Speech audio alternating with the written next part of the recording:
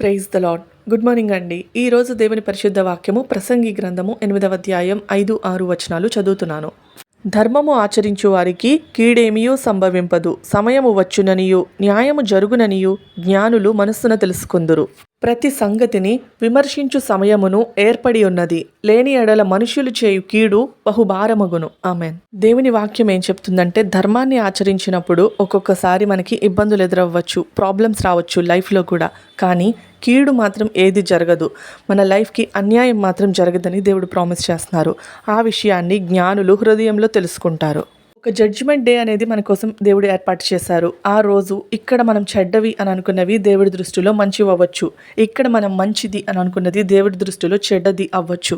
దేవుని ధర్మశాస్త్రం మనకి భయాన్ని నేర్పిస్తుంది. ఆ భయం మనకి మంచి దారిలో నడిపిస్తుంది, అంతేగాని చెడు దారిలో చేర్చదు.